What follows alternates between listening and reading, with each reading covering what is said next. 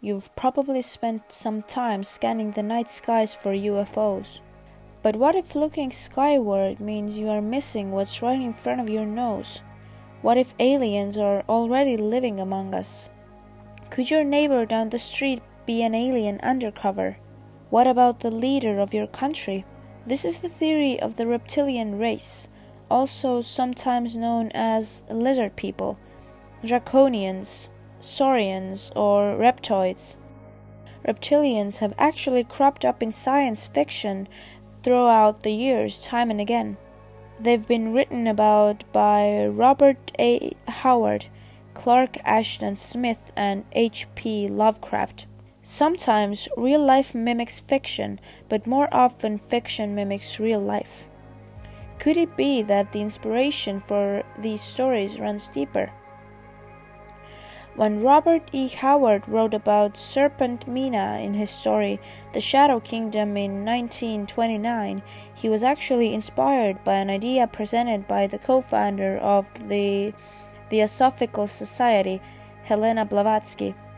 Blavatsky's great work was The Secret Doctrine, and in it she talked about Dragon Mina, who might once have inhabited a lost civilization called Lemuria. Already we are getting out of the realms of fiction and are now traversing a landscape where mysticism, archaeology, world history, and astronomy intersect. Delving deep into occult lore, you will find mentions of reptilian beings time and again. These beings come up way too frequently to be a coincidence. David Icke's theory of the reptilian elite. If you want to learn everything about there is to know about the reptilians, David Icke is your go-to guy. If you have been around the block a few times in conspiracy circles, then you have doubtlessly heard his name. David Icke differs from a lot of conspiracy theorists in that his life and career were pretty mainstream for a long time. Originally, he was a professional footballer. Later in the 80s, he joined the BBC as a prominent sports presenter on Newsnight. He was so popular, he eventually co-hosted Grandstand, which was BBC's big sports program at the time. In 1990, everything changed. One day, as he was standing at a newsstand, Icke felt a draw toward a book written by a psychic healer from Brighton named Betty Shine. Eventually, he visited her, and she told him she had a prediction for him that he would become a great spiritual healer. From that point on, it was down the rabbit hole. Icke experienced one strange event after another. Eventually, he was invited onto a BBC chat show called Wogan. On the show, he went public with his unusual beliefs. The result was mass ridicule. From that moment on, Icke was branded a paranoid by the mainstream media, but conspiracy theorists and UFO hunters began listening with enthusiasm. David Icke first began talking about the reptilians in The Biggest Secret in 1999. It is Icke's belief that the Anunnaki gods of Babylonian lore are in fact a race of reptilian aliens who hail from the constellation Draco. And not only did they walk the earth as gods on the days of yore, but they still walk among us today as shapeshifters. Icke is not the first writer to suggest the theory of ancient astronauts. Others who have come before him include Erich von Däniken, who wrote Chariots of the Gods in 1968, and Zecharia Sitchin, who penned Divine Encounters in 1995. It should be noted that reptilians are believed not only to come from another star system, but also another dimension. According to David Icke, the universe is actually a multiverse. Different dimensions occupy the same space, but are only accessible one, or in our case 3 at a time. If you could push through dimensions, you would find other objects and species occupying the same space you are now.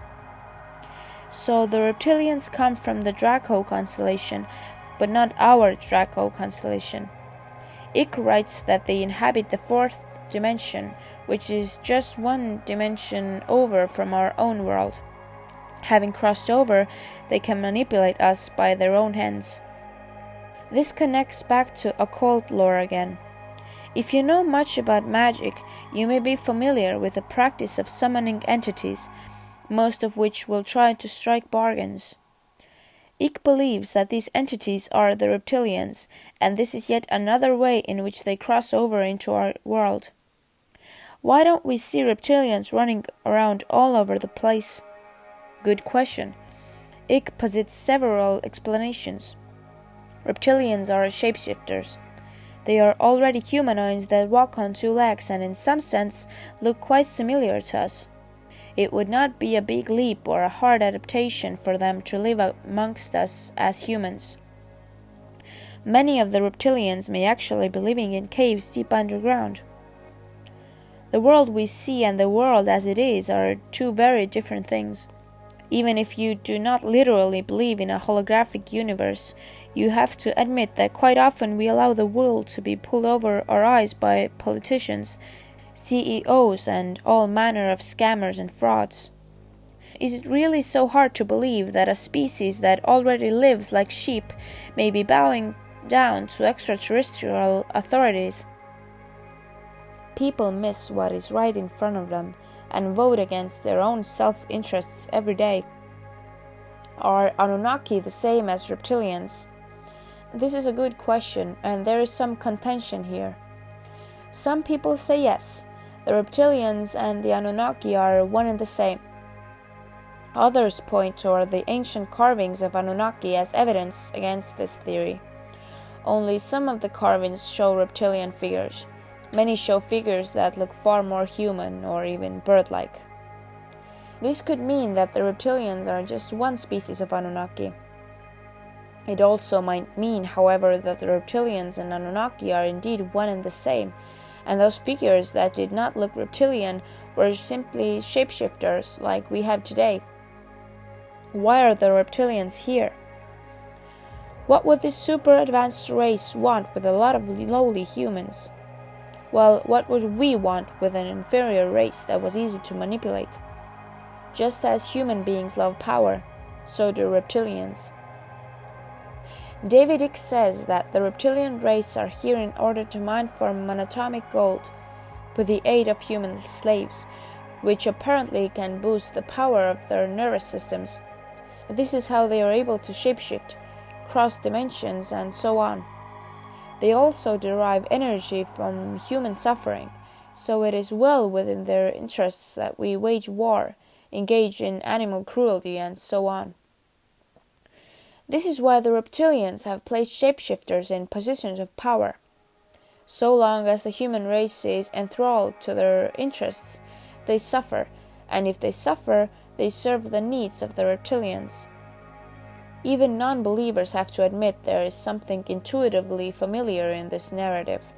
Whether you believe, as Icke does, that they're literally all cold-blooded aliens or not, the cold-blooded actions of world leaders, especially over the course of the 20th century, is enough to make us wonder whether our leaders are human. We certainly do live in a culture of alienation. Looking for a list of reptilian shapeshifters, you're not alone. Everyday believers in the reptilian bloodline are trying to identify shapeshifters and hybrids in our midst. Obviously, there is a ton of disagreement over who is a lizard and who isn't, but here are some popular allegations. Barack Obama, George Washington Bush and most of his advisors, Bill Clinton, Beyonce, Lady Gaga, Benedict Cumberbatch, Madonna, Angelina Jolie, numerous senators and world leaders. As you can see, the list is all over the place, including both left and right-wing politicians and a range of movie stars and singers. A better question might be, who isn't a reptilian? How to identify reptilian hybrids? Want to know how to spot reptilians? You need to look for both physical characteristics which bleed through the shapeshifting guys, and you need to look for personality traits of reptilians as well. Physical traits. If a person has narrow, slit-like eyes and facial features which appear suggestive of a lizard, they may be a shapeshifter. Reptilians on the whole are believed to be quite tall, so this may also be a giveaway. If you look around, you'll find videos and pictures suggesting that sometimes reptilians lose control of aspects of their shape-shifting abilities, resulting in strange textures on their skin or changes in their eyes. Personality traits. Reptilians are cunning expert manipulators. Power-hungry individuals may be reptilians. Reptilians are energy vampires. They are draining to be around. Narcissism and related traits like gaslighting could indicate that you are dealing with a reptilian. Destructive sadism may also be a sign of a reptilian. Remember, they feed on suffering. Reptilians in the mainstream. When a lot of people read about reptilians and David Icke's theories for the first time, it all seems pretty far out there. But if you think about it, there are a lot of places where reptilians come up in mainstream media, especially in fictional universes.